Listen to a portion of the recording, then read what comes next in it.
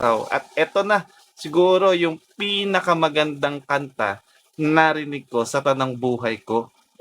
Diba? Sino yan? Eto po.